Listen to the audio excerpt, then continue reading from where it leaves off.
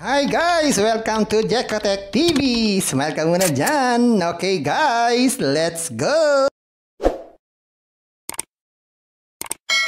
Hello guys, welcome back again to my channel. So guys, may susulit dito isang application. Palalabas-labas lang. Ang pangalan naman nito ay Kilimanjaro. Minsan tinatawag ding Manjaro. Pero ay merong free 40 pesos. At pwede na tayong kumita everyday at mag-withdraw everyday. Kaya samahan nyo guys sa ating surin itong application na to.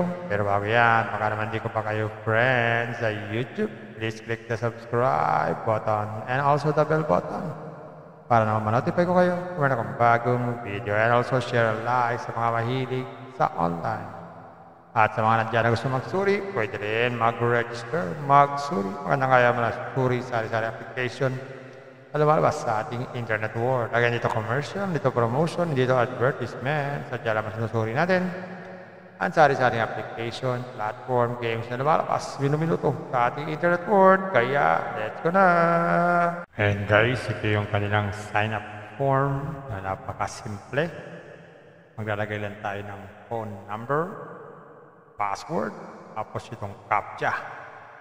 Gawin na natin. Yan, ganyan lang kasimple. Click natin itong remember password, sign up. So dito nga guys, automatic. After natin mag-sign up, meron tayong 40 pesos na libre.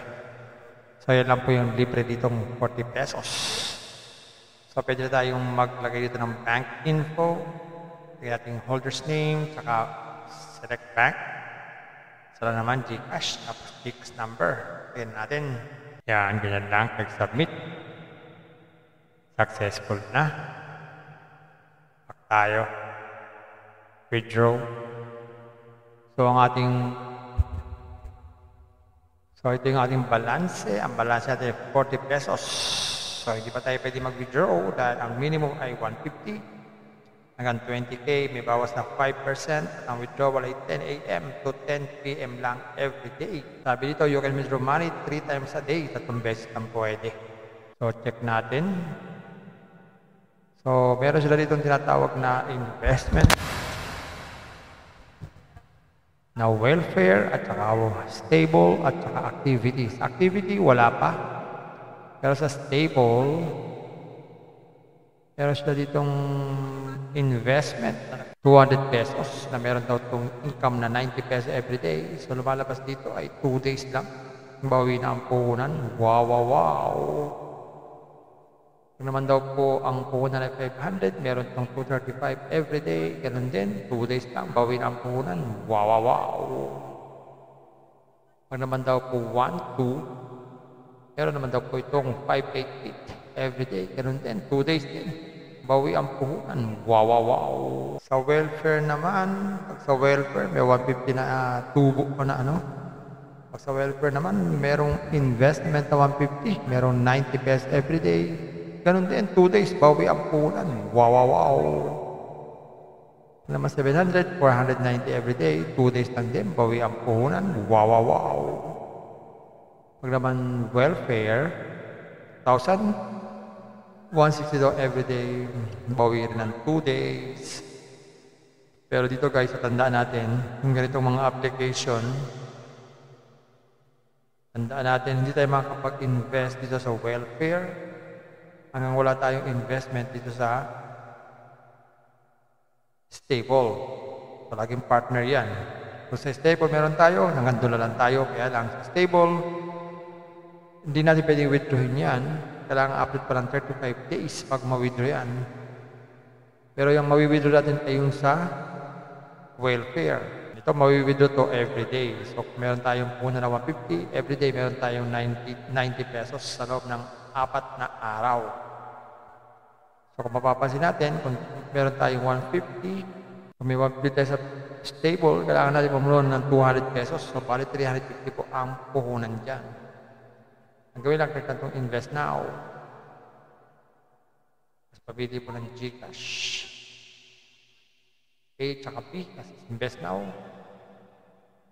Tayo sa GCash. Next. Yan, mag-transfer ng fund.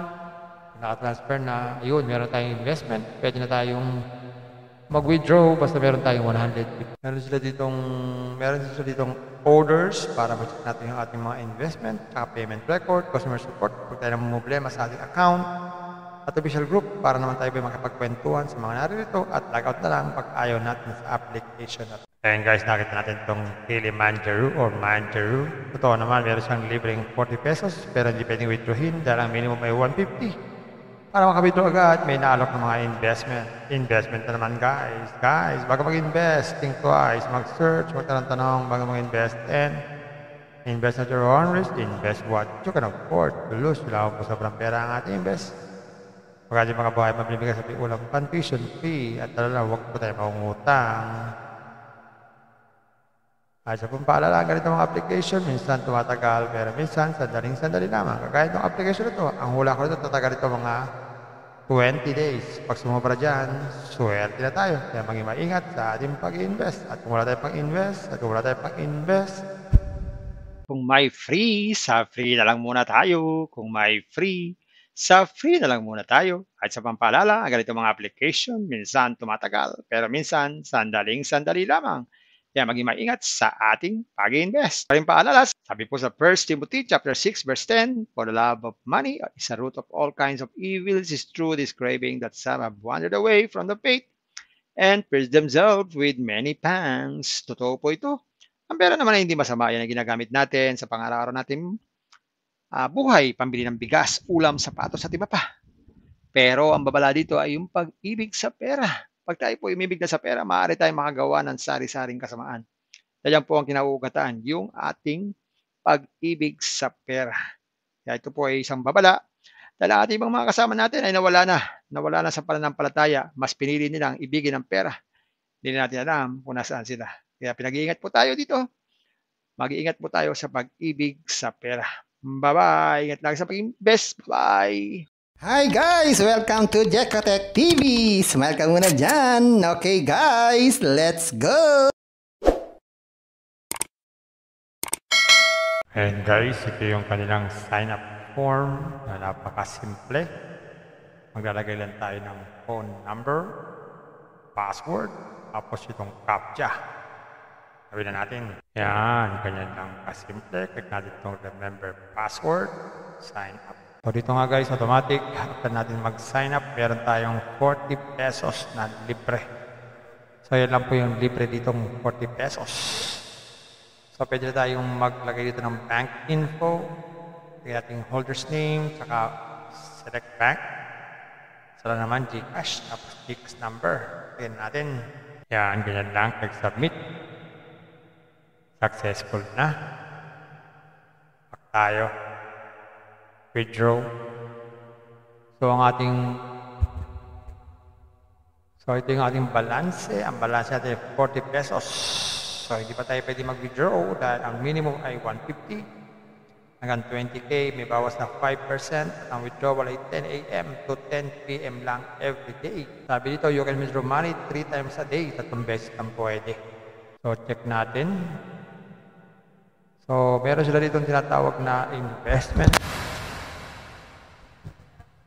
na welfare, at saka stable, at saka activities. Activity, wala pa. Pero sa stable, meron sila ditong investment, 200 pesos, na meron daw itong income na 90 pesos every day. So lumalabas dito ay 2 days lang. Bawi na ang puhunan. Wow, wow, wow. Kung naman daw po ang puhunan ay 500, meron itong 235 every day. Ganun din, 2 days lang, bawi na ang puhunan. Wow, wow, wow. Kung naman daw po 1, 2, meron naman daw po itong 588 every day. Ganun din, 2 days din, bawi ang puhunan. Wow, wow, wow. Sa welfare naman, pag sa welfare, may 150 na tubo ko na ano. Pag sa welfare naman, merong investment na 150, merong 90 pesos every day. Ganun din, 2 days, bawi ang puhunan. Wow, wow, wow. Naman 700, 490 every day, 2 days lang din, bawi ang puhunan. Wow, wow, wow. Pag naman welfare, 1,000, 160 daw every day, bawi rin ng 2 days. Pero dito guys, tandaan natin, yung ganitong mga application, tandaan natin, hindi tayo makakapag-invest dito sa welfare hanggang wala tayong investment dito sa stable. So, laging partner yan.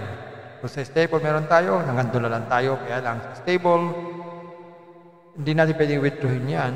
Kailangan upload pa ng 35 days pag ma-withdraw yan.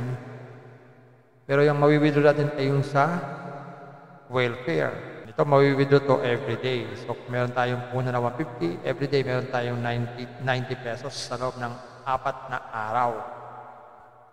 So, kung mapapansin natin, kung meron tayong 150, kung may 150 tayo sa stable, kailangan natin pumuloon ng 200 pesos. So, bali 350 po ang puhunan dyan. Ang gawin lang, kaya itong invest now. Tapos, pabili po ng GCash. A, tsaka B, kasi invest now. Tayo sa GCash. Next. Yan, mag-transfer ng fund. Naka-transfer na, ayun, meron tayong investment. Pwede na tayong mag-withdraw basta meron tayong 150. Meron sila ditong orders para ma-check natin yung ating mga investment, tsaka payment record, customer support, pag tayo na problema sa ating account, at official group para naman tayo makapagkwentuhan sa mga naririto at logout na lang pag ayaw natin sa application natin. Kung may free, sa free na lang muna tayo. Kung may free, sa free na lang muna tayo. At sa pampaalala, ang ganito mga application, minsan tumatagal, pero minsan sandaling-sandali lamang.